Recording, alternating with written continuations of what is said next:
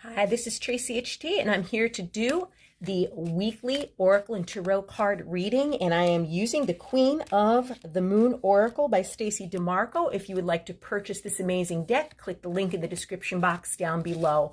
You could use this reading as a pick a card reading 1, 2, or 3, or a blended reading for the beginning, the middle, and end of the week.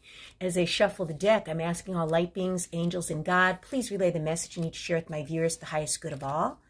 Beginning of the week or card 1, I'll take a card from the top. And the middle of the week or card 2, a card from the center. And the end of the week or card 3 will be the bottom card. Okay, and let's see what we have here. So card number 1, for those of you that have picked 1 or the beginning of the week, we have purity. Okay, and what an amazing card that is. Look at how beautiful the snow kind of looks like outside here. We have the pine trees and the snowy hills and mountains, and that's exactly what you see out there. It's endless winter. And it says the snow moon. Oh my goodness, I love, love, love this card. The energy is so peaceful. Just like when it's snowing, it just seems to be more peaceful outside. And what it's telling us is to look for the simplest and cleanest solution. Understand your motives for doing what you are doing. Be as clear as possible in your communication. And also the word purity now seems to have a kind of loaded moral quality. Anytime I mention the word, people mostly think about how it's used in religion or in morals. For example, the purity of virgins, the purity of no sex before marriage, the purity of celibacy, the purity of bloodline, of certain extreme right-wing groups.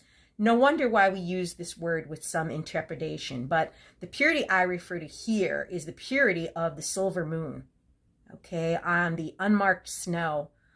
The simple purity of intention that nature demonstrates, the purity of clean water in a mountain stream, the purity of a single purpose.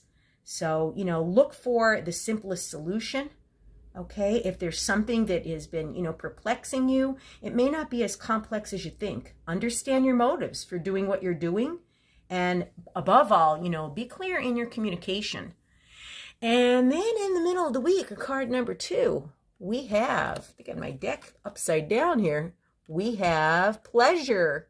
And it's card number 18. And look at, she's just throwing her arms back and she's giving in to this beautiful, beautiful moon. And look at these butterflies. Those butterflies to me signify, transformation.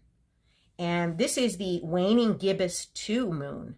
And it's telling us that, are you taking life too intensely or too seriously? The time has come to call in the pleasures of life. Seek lightheartedness at this time. Focus on what would make you happy. Schedule activities and find pleasure. Because we need to, balance out our work and play. We can't be all work and no play. We can't keep taking life so seriously because life starts to become drudgery if we do that. So someone out there needs to get more pleasure in their life and, set aside one day a week, where you do just what you enjoy. I do that every Thursday. I read books, I make jewelry, I go for walks, whatever I feel I need to do for myself, okay? Because we all work so very hard, whether it's within your home, outside your home, at your job, raising children, you name it. Life could get hectic. And if you don't make time for some pleasurable activities, like I said, life could become drudgery. And then at the end of the week, or those of you that picked card number 3, okay, we have extremes. And we have this person, it looks like they woke up in the middle of the night and it looks like their back has like droplets, like a night sweat. And it's called the hot moon extremes. And he has a glass of water and the red brightness outside, just reminds you of like maybe a hot flash.